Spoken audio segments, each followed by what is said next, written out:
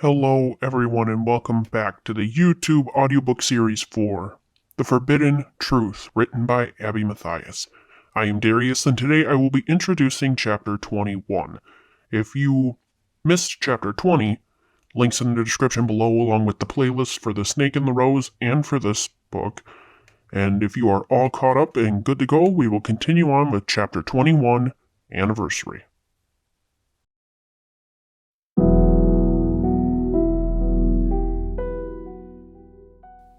Well, it finally happened. I have been scarred for life by the devil himself and traumatized. There was never a time where my mind thought this would even be some sort of problem I would have to deal with. My memory has worked against me ever since that horrendous encounter with the leader of hell. Nightmares continuously came to me during the random hours of the night while I slept.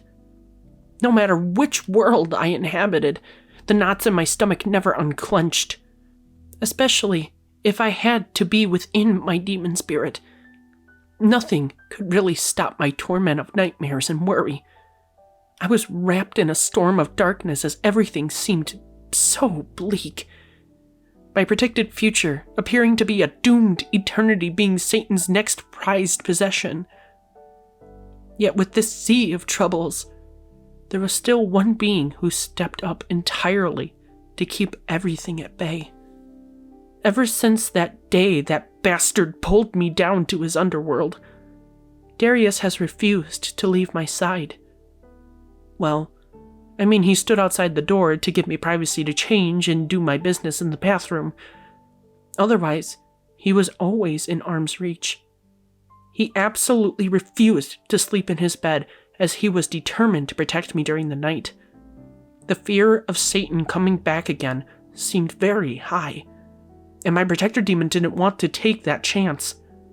Every night for what seemed like forever, I had reoccurring nightmares that haunted my mind. Yet I would always find my demon already on my bed and wrapping his limbs around me for comfort. Not only that, but he would sing to me that special lullaby that he made for his son. To be honest, it was an amazing tune as I learned the lyrics. Its steady and repeating tone made it easy to memorize. Regardless on how catchy it was, I was more entranced by Darius's tone and vocals as he sang the lullaby to me every time. His low and soothing voice cleared my head and drifted me to sleep every time. I don't know if it was some sort of demonic magic that was somehow affecting me, or if his voice was just that calming. Either way, combining his vocals with the abounding amount of serenity he enclosed me in with his wings and arms sent me right to sleep within a span of 5 minutes. From there, I would usually sleep until the filtered light shined in my room and find myself cuddling with a sleeping fatherly demon. Sometimes just seeing him like that made me wonder if he felt the same amount of tranquility as I did from this one act of kindness. But I never asked him about it. I could see the look on his face as he peacefully slept, and that was good enough for me. Regardless of those facts, eventually the nightmares died down. However, they never truly went away. The haunting dreams happened less frequently instead of every day. For as time went on, the subtle acts Darius implemented started to wither my worries away. He checked on the hologram more frequently to keep my stress level down. He summoned his bed into the basement to ensure he was accessible for any threat that came our way. There were even points where he shapeshifted into his female form to convince my parents that Darla came over to hang out. Hell, he even had dinner with my family multiple times within that vessel despite his possible discomfort of being a female. Yet it was those gestures that helped me recuperate from my anxiety for the most part. Now, my fear again never fully dissipated. Yet I imagine for any human this was something that wouldn't easily fade away over time. The point, though, was that after a few weeks I started thinking like normal. I was able to show my true self instead of a facade. It was especially hard to display my normal self around Damien. Yet eventually I pulled through and was able to focus on other important events that were happening at the time. Yet the most eminent one that I took note of was the very day I was paired with Darius. Looking back on that particular moment, it was kind of weird as I had completely different views of the being who was apparently sent to protect me. My mind could still recall the initial fright that I had just seeing him for the first time. Peering at his abnormal chartreuse eyes and tan horns that protruded out of his head were enough evidence to show what kind of a person he was. A demon that was sent from the depths of hell. Well, at least that was my initial thought. I suspected he was planning something and trying to persuade me into believing the total opposite. That's what I was taught throughout my life, being a person who believes in religion. Demons were horrible monstrosities that only sought out humans for one purpose: to drive them off their good path and corrupt their lives. Yet reflecting back on my previous thoughts and ideas, I cringed at them. Of course, it would be hard for anyone to adapt to such a supernatural thing happening to them. However, those ideas and ethics changed over the past year as Darius showed his true colors. He was just a father who was taken away from his family because of his concern.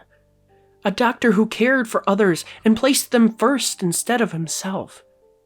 A human man who also has emotions and thoughts regardless of his monster-like form he was given. It was hard to see that back then, but given all of the things we went through within this partnership made me realize who he truly was underneath. So on that special day, April 22nd of 2022, I purposely woke up at 7 a.m. to do something special for my demon. Because of the day falling on a Friday, both of my parents were at work. With that being said, I was able to go upstairs and make breakfast for 2 instead of 1. Regardless of being wrapped in Darius's arms and wings, it was easy enough to unwrap myself from his bounding body. He was sound asleep and didn't even flinch when I made any sort of creak. As I made it out of the bed and out the door, I officially traveled upstairs to get to work. Sifting through the cupboards and fridge, I made a decision to make homemade blueberry pancakes, scrambled eggs, and bacon. It was a pretty simple meal to make, and it sounded pretty damn good during the time of hunger. So I multitasked everything to ensure it would all be done at the same time. As the time passed, my mind kept blasting to the past and recalling all the moments we spent together. Throughout everything, we both really have grown into 2 different people. From gaining my own set of powers and a demon spirit, to my demon expressing and explaining his emotions after 13 years. Or, I guess it would maybe be around 14 years now. I would have to ask him about it to be sure. Yet that was going to be a sensitive topic for him if I brought it up. So I was going to wait for my opportunity to bring up the topic, if it ever came about. Regardless of that, after about 20 to 25 minutes, all the food was plated and ready to be served. Satisfied with my performance and accomplishment, I proudly marched downstairs to wake Darius up. Upon approaching the door, I knocked first in case he was indecent, yet as I listened for a response, silence was all I heard. With that result, I opened the door and peered at the bed to find my demon was gone. He must have been teleported to his house underground for some reason. Hey Darius? Where are you? I got a little surprise for you. I said within my head, knowing he could hear me. A brief moment passed, and I didn't hear anything. It frightened me a bit as my fear began to rise. Of course, after a bit, I got a response back, but it wasn't one that I was happy with. Hey, Abby. That surprise is gonna have to wait. I'm currently occupied, but I'll be back as soon as I can. I promise. Please don't tell me he is the reason you're gone, I said with shivers crawling up my spine. I'm fine, Abby. Just stay put, and everything will be okay. Keep your spirits up. And before you know it, I will be back. I love you. Okay. I love you too. And with that, I stopped replying to him. From there, I placed our plates in the oven to keep the food warm.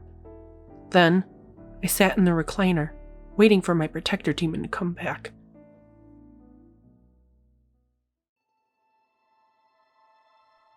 Darius Stone, congratulations, Satan said out of nowhere. For what, exactly? I haven't really accomplished anything. I stayed confused as ever. I was already baffled enough to find myself on the floor of an unfamiliar room. Immediately understanding my change in environment, I raised my body up to find dark orange walls while weird black streamers were strung about the walls. The decorations looked as if they formed spider web patterns as I was able to see them scattered along the walls once I was off the floor. Yet before Satan spoke, he had a huge smile on his face as his teeth showed. It was extremely uncomfortable to see. The fact that his positive expression was so wide made the pit in my stomach turn in turmoil. You've accomplished so much. Don't you know what day it is? Another day living in your forsaken society? Well, yes, but there's more.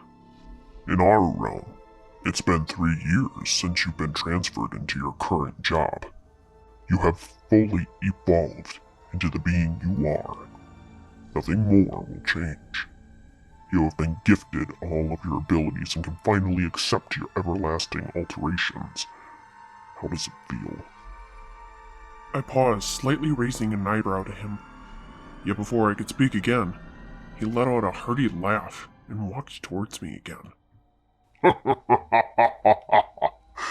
Oh, my friend. No need to be so complexed.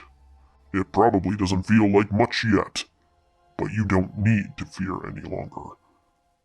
It's time to rest easy. What the hell is going on here? I asked with pure bewilderment. What's your angle? Why did you decorate this room? Why are you so happy? There is no angle. I have nothing but good news. This is a day of celebration instead of torment. Come, have some Death Talon cake with me. He then wrapped his arm around my back and dragged me over to a counter by the bar. Upon our approach, a black frosted cake sat on the top of the marble counter. He placed me right in front of it and let go to step to the side. Examining it more, a saying was placed in frosted writing. As I read the phrase presented to me, my eyes widened and terror filled my chest. What the fuck is this? I said, shuffling on my feet. What do you mean? It's written clear as day. You now get to work with me again as a council member. Just like you said you wanted to be. I never fucking said I wanted to be your council member. I specifically said that I didn't want to be a part of that. I chose to stay Abby's protector demon, and I am still choosing to. Well, you can't. You're stuck here with me as my next right-hand man. Congratulations, my friend. At that moment, my body filled with anger as I refused that idea. Taking my right hand, I placed it under the plate the cake was upon and slammed it forward to throw it at Satan. He quickly ducked and the pastry splattered on the wall. However, as he straightened, his posture stiffened as his eyes glared at me in fury. I will not be working for you ever again. Take that council position and shove it where the sun don't shine. Immediately after that response, he growled and lunged forcefully at me to drive me down to the ground. Taken aback, it took me a minute to realize he was now on top trying to grab at my neck with his sharp claws. Yet before he could, I brought my legs up to propel him back to the wall once more. A loud bang sounded as the noise of brick crumbled down onto the floor. I quickly sprang myself to my feet again as we both regained ourselves. However, without looking back, I sprinted to the door to escape. Of course, that would have been too easy though. For as the door opened, he rapidly came to the side of me and pushed the door shut again as a sudden pain emerged on my arm. Looking down, I saw Satan had slashed me with his claws and made 3 large cuts on my forearm. Yet before I could do anything more, he tackled me to the floor again and grappled my neck with his right hand. Air was slowly leaving my lungs as I couldn't regain any of it back. My hands tried clawing and grabbing at his to rip them away from my airway. As I caught glimpses of my enemy, he stared as I was gradually losing life. A smile creeped onto his face, but his eyes stared intently at me as I was jolting from lack of air. Such a shame you can't just comply. There's no use for you if you don't. We could have done something special. As my vision began to blur, I made one more attempt to save myself and punched forward to hit the devil square in the face. With all the force I had left, he shot back in agony and growled in anger. The momentum of the attack sent him far enough away from me to where I quickly caught a breath and tapped my snake marking to teleport myself away from this monstrosity. At that moment, my eyes opened wide to find myself laying on the floor of Abby's cosplay room. I swiveled my head around the room, unable to comprehend what the hell just happened. Just moments ago, I was sleeping in my protector child's bed. Yet now I was up in her cosplay room she used. How the hell did I even get down there? What kind of a dream did I just have? Why would any of that happen? Yet as I was trying to sit myself up by using my arms, a sharp pain traveled up my right one. Glaring at it instantly, I realized that I still had huge slashes in my arm that was bleeding profusely. Upon the sight, I lifted it to my chest to relieve the pain and take pressure off of it. However, I needed to stop the bleeding before I lost too much of it. Yet before I could make that action, Abby busted into the room and took in the sight. Oh my god, Darius! She exclaimed. Grabbing a random t-shirt she had laying about the room, she ran to me and instantly applied pressure to the wound. Of course, I winced upon the action, yet my brain couldn't wrap around anything that was going on. Was I dreaming? Or did I actually just punch my creator? Darius, what the hell happened? I thought you told me you were fine! Upon her words, I stayed silent and kept stuttering on my breath. I couldn't focus strictly on one thing. At least not until Abby took her hand, placed it on my cheek, and turned my head to face her. Her sweet, brown eyes stared at me while the concern expressed on her face. I slowly began to take deep breaths as she mimicked the same action. Each intake of air slowed my thoughts and lowered my stress. It was almost like clarity was being brought to me in a sentimental stare towards my human. Yet to bring me to my senses and identify what existence I was in, I brought my left hand up to hers and laid it flat to feel her skin. I didn't face through it and could touch her soft, coldish skin as my fingers gently glided around it. Once it was safely within my hand, I pulled it away from my cheek. Yet I still grasped it as I liked the feeling of knowing she was real. Everything that occurred was real, and slight fear started to rise in my chest. Satan told me I was supposed to be his council member, but I refused. He attacked me afterwards and gave me the slashes on my arm. As the words filled her ears, her expression shifted more to sorrow as she tilted her head down to my covered wound. Slowly, she unbound the t-shirt off my bloody cuts and began to look at them more in depth. Following in her tracks, I lowered my eyesight to the injury as well, and saw that the bleeding stopped. However, the slashes were deep to where I was gonna need stitches. As we stared at my forearm for a moment, Abby eventually used both hands to hold up the problematic area. Yet as she did so, a sudden surge of energy flowed into my chest again and made me grow nervous. Now would be the worst time for the half-and-half switch to activate.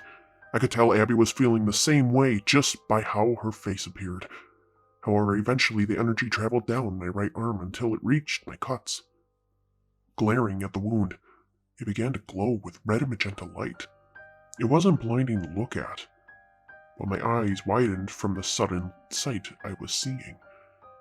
For as the light continued to glow, the cuts began to mend and become whole again. After a few seconds, my arm looked good as new. No scarring, no stitches, no staples. It was better within an instant, and I had no clue as to why. Simultaneously, we both lifted our heads to each other in bewilderment. No words were exchanged between us, yet our expressions said it all. However, Abby eventually broke the silence between us. Darius? I'm sure you already know what I'm going to ask. I don't know what that was, I said slowly as I was trying to recover from the shock. I just felt a power surge within my chest and my arm healed itself. Yet it wasn't just you that felt that, she said, staring at my freshly mended arm. I felt the same exact thing. I was scared that we were going to fuse again to form the half and half, as it seemed like the same sensation. You're not wrong. That was one of my worries as well. So let's just be thankful that it didn't happen unwillingly. A moment's pause sounded as neither of us knew what to say about it. However, Abby's wandering thoughts were consuming her head as I started to hear some of them. What exactly happened? Was there more to Satan's game than just the council meeting? Did he really go down to hell, or was he summoned? I better not ask about it, though. I don't want to make him more upset than what he already is. Abby, you're not going to make me upset by asking your questions, I stated, trying to counter-react her last statement. Her head perked back up to face me once more as she grew surprised. She understood that her questions made themselves known to me. However, Abby didn't make a sound in order for me to continue on. I must have been summoned down to Satan's castle while I was sleeping. Yet the catch is that I wasn't horribly woken up by the fall. My eyes opened up to view the room that we were in decorated with black decorations. Then once I was awake and standing, he congratulated me on the 3-year anniversary of being a protector demon. But Darius, how can that be? You have only been with me for a year. How can you be celebrating 3 years? She interrupted. 3 years in demon time. Time flies by fast when it comes to the demon world. To you and I, it has been a year. A wild, chaotic, and somewhat pleasant year. Oh, I'm sorry. I forgot about that. Please continue. He told me that I had evolved entirely and that my alterations are finished. Then afterwards, he walked me over to a cake that was sitting at the bar. That's when I saw the words, "New council member," written on the dessert, and that's when things went south. I told him I wasn't going to accept the position, and he told me I didn't have a choice. So in outrage, I threw the cake at him and told him I was staying your protector demon. That's when he lashed out and attacked. So he just cut you with his claws and left it at that? Absolutely not. I fought back and ended up punching him in the face to get away. You physically punched the devil? She exclaimed. Upon her outburst, I started realizing how huge of a mistake that was. There were surely going to be consequences lined up for me if everything did truly happen. Satan wouldn't just let all of that slide, especially if I was able to lay a punch into his precious face. The weight of my actions were sinking heavily on me now, and it made me zone out. Yet I only did until Abby shook me back to our conversation. Darius, Focus on me. she said. Don't start panicking on me now. What's done is done. We can't change it. Let's just try and wind down from what happened and have breakfast. It's currently staying warm in the oven. You made breakfast? Was that your surprise? I asked, changing my expression and tone of voice. Yes. There are blueberry pancakes, eggs, and bacon waiting to be eaten. After her statement, she stood up on her 2 feet and extended her arm out to me. Come on. Let's eat. All right. With that, I accepted her hand and stood up with her assistance so we could eat. Now, to be completely honest, the meal that she made was absolutely fantastic. The pancakes were golden and fluffy, her eggs light and seasoned perfectly, and the bacon was to die for, no pun intended, when its flavors hit your taste buds. I don't think I have ever enjoyed a meal like this before. Within my demon life, of course. Each bite filled my stomach and made me smile, remembering my protector child made it from scratch. The breakfast I shared with Abby was truly what I needed in my life, especially after what happened between my creator and I. Besides the point, after I ate every bite of my food, I thanked her profusely. Thank you very much for the home-cooked meal. It truly was amazing. You're welcome. Happy 1 year of being paired together. She said, scooping the last spoonful of eggs off her plate and into her mouth. Well, it wasn't always happy. However, I would like to congratulate ourselves for surviving a whole year of chaos and supernatural events. Yeah, you got that right. If this was how wild 1 year of being with a demon was, I can't even imagine living as one for 13 years. 14, actually, I said, slightly pausing at the end. My human immediately looked back at me as I began to grow a little somber. She realized how much that pained me to say and began to apologize. Darius, I am so sorry. I should have never said that. I didn't think before I spoke. It's okay, Abby. I can't escape what I created for myself. I'm just correcting your statements so that it's accurate. Do you mind telling me what day you signed the deal with Satan? Do you even remember? Of course I do. It was a few days after Damien's birthday, and a few before mine. It happened on April 13th of 2008. My son's birthday was on the 9th, while mine was on the 16th. Her mouth dropped after my statement, yet I didn't know if it was because of the fact, or because of her finding out that my birthday had passed. However, I found out the answer quickly as she stood up and spoke. It was your birthday 6 days ago and you didn't bother to tell me? Why? I would have done something special for you. The key word to having a birthday is birth. Being or becoming alive. I'm no longer living as a human, as you can tell. There are no more birthdays for me. I call bull honky. She exclaimed, almost like a child. What? It's the truth. You can't tell me that I'm wrong. Yes, I can. You want to know why? Sure. Enlighten me on how I can be alive, I said with sarcasm. First of all, your schedule technically still runs on human time. Even before you became my protector demon, you worked in the human world and walked among us like it was nothing. That could be considered living, and therefore considered alive. Second, technically, you could have a birthday in the demon world because you became a demon on the 13th. That can still be considered a birth. It's just a birth to a different realm. But the most important one is the last point I have. At that moment, she walked up to me as I sat still in my chair, her hand extended out to me once more. However, it pushed through the air to lay upon the left side of my chest. You still have a heart that beats and functions like a human.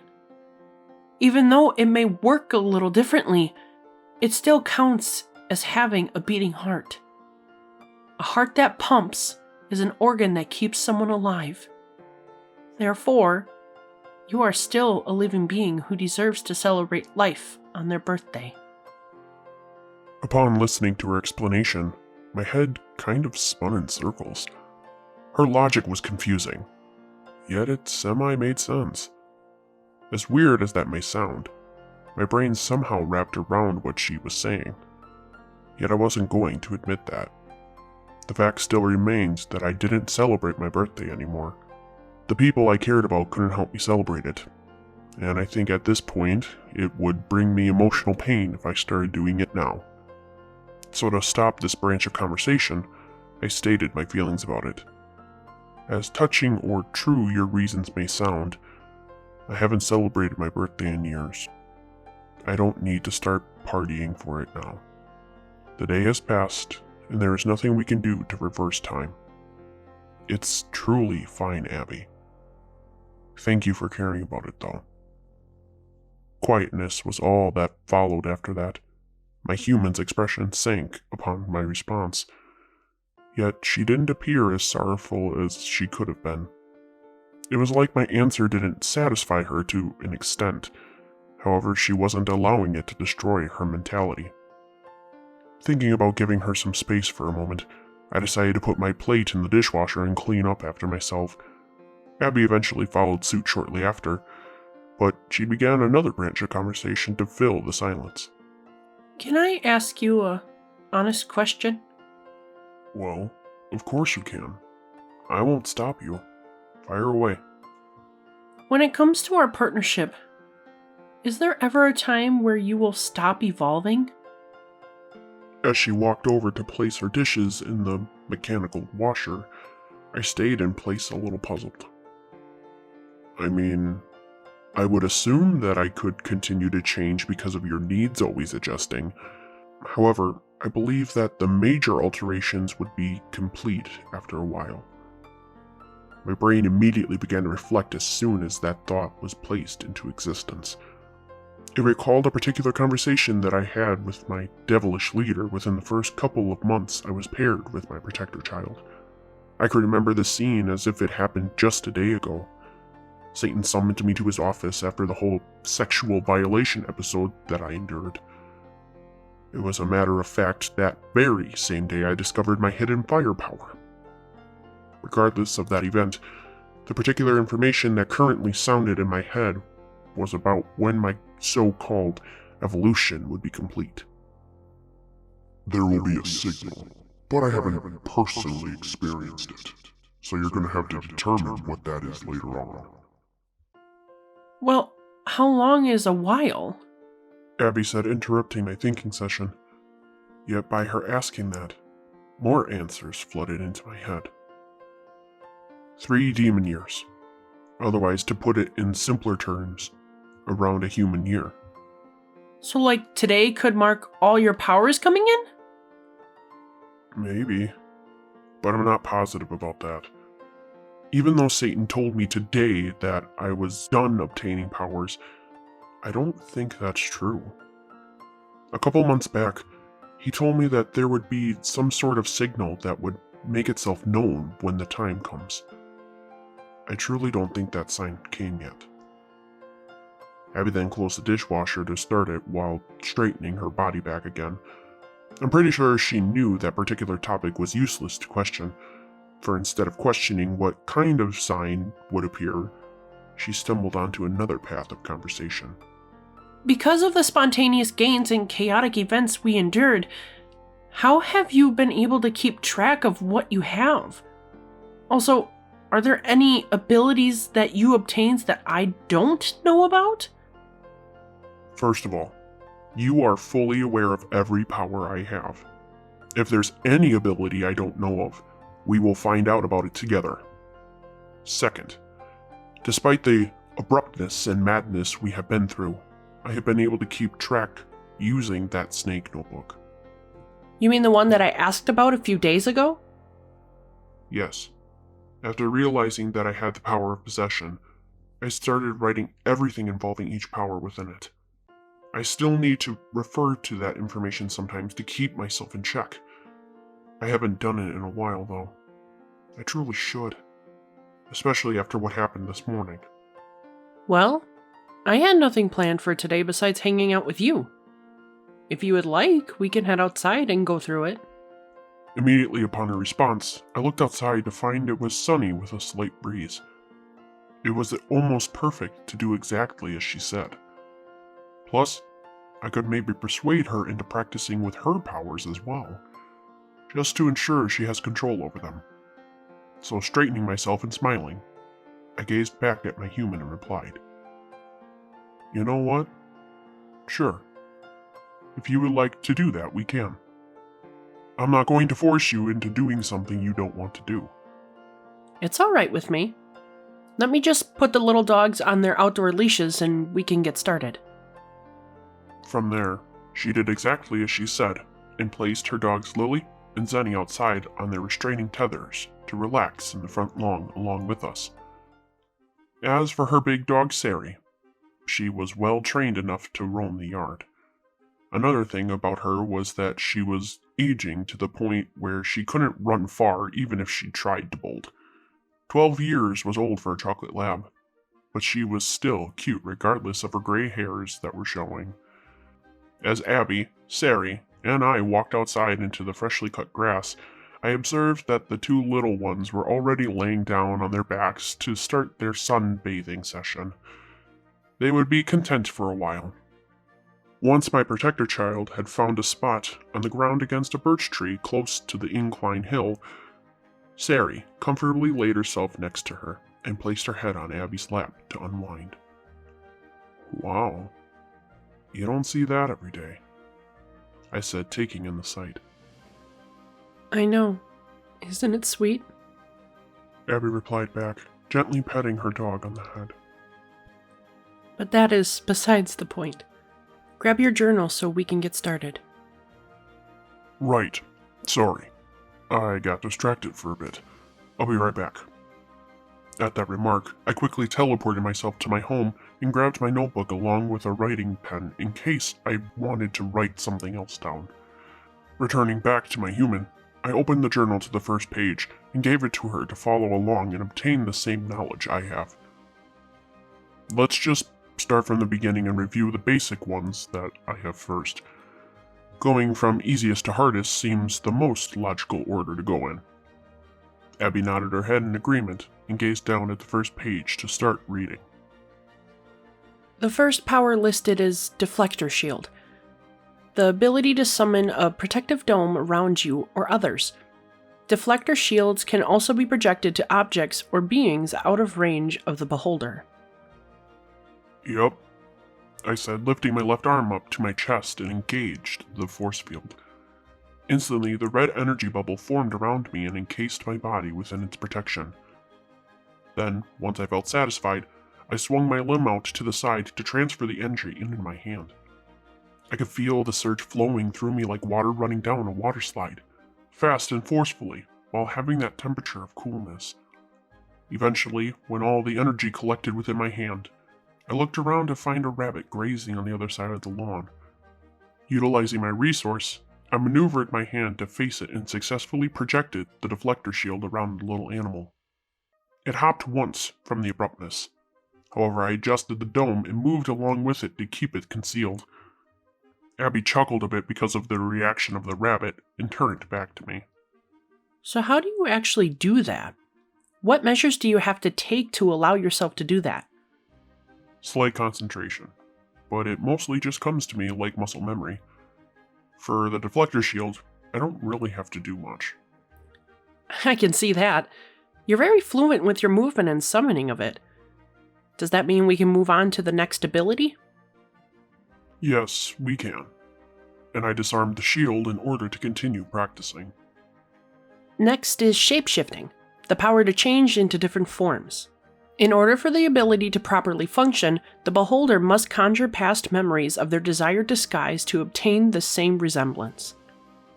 Again, without delay, I thought of the human form of Darla and raised my hands up to initiate the transforming smoke. Starting at my feet, the red smog circled around my body like a tornado and created a thick layer to where my visibility was obstructed. Yet as this happened, I felt the effects taking place and altering my body to resemble that female version of myself. Then as soon as the changes were complete, the fog dissipated, and I could see my protector child. "Do I still look good?" I asked jokingly while I placed my hands on my hips. Abby gave me a slight smirk and responded, You always look good, Darius. Your outfit already crushes the competition and leaves me looking like a slob. "Now don't start talking like that," I said, pointing my index finger towards her. "I was forced to wear these clothes. It wasn't my fault. Another thing, I have seen people and beings who had made me want to throw up just by looking at them. You are honestly beautiful the way you are, and I don't like when you downgrade yourself like that." I know you don't. But that is how I feel about myself. I can't just erase that part of my mentality and how I view myself. That has been my thought process forever now. And I can't change it on a dime. "Yes, I understand. But I am going to work with you on shifting that perspective." Well, before you do that, how about you try and shift yours first? Try shape-shifting into someone else. "Who, though? I've only done that once back in June when we first discussed your feelings about your current boyfriend." I don't care. Anyone. Me, Brutus, Damien, Mrs. Haynes, Scarlet, whoever you are most comfortable with. Conjure them up in your mind and go for it. After those suggestions, I took a minute to reflect. There were technically a lot of options to choose from, yet I had to consider her reaction to what I would shapeshift into. I certainly wasn't going to use Satan as an option. The idea of being Damien or Miss Haynes didn't really interest me either, especially because of how she reacts around her boyfriend. So, the least threatening and the most reasonable one would be Brutus. Making my choice, I closed my eyes for a brief moment to go and picture him within my head. I could easily recall that assistant of a demon that worked so closely with the evilest scumbag of hell. My mind could visually see the height and stature difference between him and I, as if we stood side by side. His height would only reach to my abdomen. The silver hairs on his head would give him an extra inch along with his formal black shoes. Dressed as always in his silver button-down shirt with the sleeves extended to his wrists and black pants like mine. His apricot-like skin tone would stand out against the accent of his hair and clothing while his eyes displayed emptiness. This was the man who stood alongside the King of Hell. The very man I had to interact with for years to tell me Satan's schedule and attitude. Yet as of now, when I opened my eyes, I was exactly that being staring straight at Abby.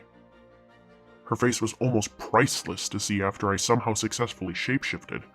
Her eyebrows were raised while her eyeballs were practically popping out of her head. Her mouth opened wide to form an oval while her breathing picked up in amazement. Holy crap! You look just like Brutus! Except without the wardrobe change. Upon the remark, I peered down at my arms to see my clothing comfortably fitting to myself as the right textures of my shirt shined in the sunlight. Yet as for my hands, they showed the reddish-orangish skin tone that I recalled seeing on Brutus. Well, that's good to hear. At least I know I can be other people besides that female form. I stated within his voice as well. Now that threw me off a bit as I wasn't expecting that aspect to come through. However, I chuckled a bit realizing what I could do with it. What's so funny, Darius? Abby asked in a cheery, curious tone. Only this. And I straightened my posture and started to mock the asshole. Oh, Satan. It's time to royally fuck every citizen up the ass, including myself. Yet I'll take it like a bitch because I will humbly serve you in any way I can. Immediately afterwards, we both bursted into laughter and didn't compose ourselves until about a minute passed, I was never one to act a fool like that, or speak such irreverent things about other demons. However, it felt somewhat justified by all the shit he has done for Satan involving Abby and I. Eventually, though, our laughing came to an end, and I shifted back to myself. Once we were both done laughing, she adjusted the journal in her hands and lifted it up to her face to read the next ability. Psychokinesis, the ability to maneuver any objects to the host's liking, from inanimate objects to beings of any kind. She paused then for a minute with a confused face and peered up at me. Isn't that the red force power that you use all the time to catch me if I start to fall? Yeah, it is. Why are you confused about it? Because I thought you mastered that power first. Why is it the third thing on your list? Because I may or may not have forgotten about it until I wrote the first two abilities down. It came to my mind later as I was trying to think. Well, do you really think you need to practice that one? I'm pretty sure you use it like 10 times a week. Very true. If you want to skip it, we can. I don't care.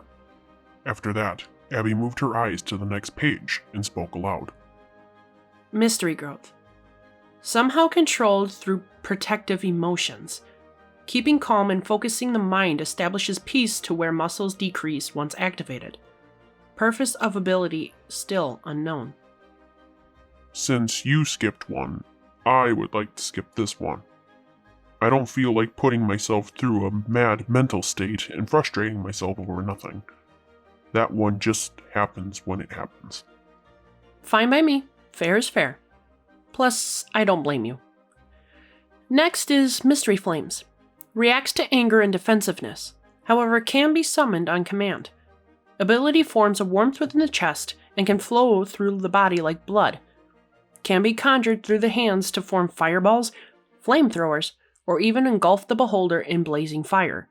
Obtaining the ability makes the host fireproof. Once use of power is finished, Heartbeat acts as a rejuvenating device to charge the power back to full strength. Once she said that information, I smiled a little too devilishly as I combusted into flames with excitement. At first, I really didn't understand why I had the power to begin with. I haven't used it for anything, and it has only shown my aggressiveness towards Satan. However, eventually I grew accustomed to it and allowed myself to experiment. From there, my love for it blossomed and made me happy whenever I tinkered with it. As the fire began to illuminate from my body, Abby's eyes widened again as she spoke. Well, you seem surprisingly happy to have that power. Almost a little too much. I have no clue why, but I really do. I never used to like fire this way. Even in my previous life, I never had an obsession with it. Yet as of now, it is my favorite ability out of all of them. Seems too good to be true. To summon fire at free will. It's one I never expected to have and thought I would hate it for the rest of my life. However, as we can both see, it has grown on me.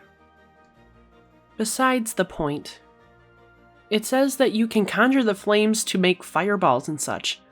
Have you ever tried to do that? I had to experiment on my own when it comes to this power.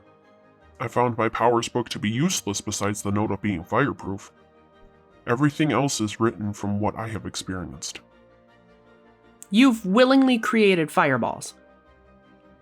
To prove me right, I allowed the flames to gather in my hands as I pushed them together. Then, slowly pulling them apart, a fireball formed and grew the farther I separated my hands. After the ball was completely formed, I levitated it in mid-air to watch it burn. It truly was a wonderful sight to take in, watching the red flames move in the slight breeze while burning in front of my eyes. I never saw such beauty in flames before, especially since I've been in hell. Yet this power of mine shed differently upon my soul, and I somehow loved it. That's very impressive, Darius. Abby said in awe. I'm proud of you for challenging yourself. Immediately after her comment, we heard a car begin to slow down on the road as if someone was going to pull into the driveway. Quickly extinguishing my flames, I moved my head to find Damien's car was arriving at the house. What's Damien doing here? All three of the dogs barked as the car was pulling to a stop. Abby looked extremely perplexed and gazed back at me and rapidly responded. I don't know. I wasn't expecting him. Another thing she did was throw my journal back so that I could whisk it away to my house before he saw it, and I did. By the time I arrived back on Earth, Damien was holding Abby in his arms and kissing her passionately like always. Once again, I was reminded of the lost love I had and how much I missed that connection with my wife. Having my protector child as a comforter was fine and all. I wouldn't want things to be any other way when it comes to us. Yet there is a difference between a parental relationship and a romantic one. So as I continued to watch this scene play out, my feelings began to swell in my chest and made it hard for me to breathe. Thankfully, after only a brief moment, all of the affection stopped and a conversation bloomed between the lovebirds while the dogs were settling down again in the grass. Why, hello there, handsome. I wasn't expecting to see you today. Abby greeted, taking a step back. I wasn't planning on it, but I needed to get out of the house and knew you would be home. How are you doing this lovely day? Not bad. Not bad at all. How about you? Same here. Even better now that I get to see you on this lovely spring day. With your short red and black hair and your beautiful brown eyes, the scent of your cherry blossom shampoo floating in the air and filling my nostrils with delight. It's thrilling and peaceful all at once. Abby began to blush at that moment, redness filling her cheeks with heat. However, that didn't stop her from stuttering over more words. Well, I'm glad I could enlighten you with just my presence. I hope I can exceed your expectations even more using my personality. Of course you can. You always do. Damien then grabbed a hold of my human's hand and lifted it up to his lips to plant a kiss on it. It was smooth as hell, to say the least.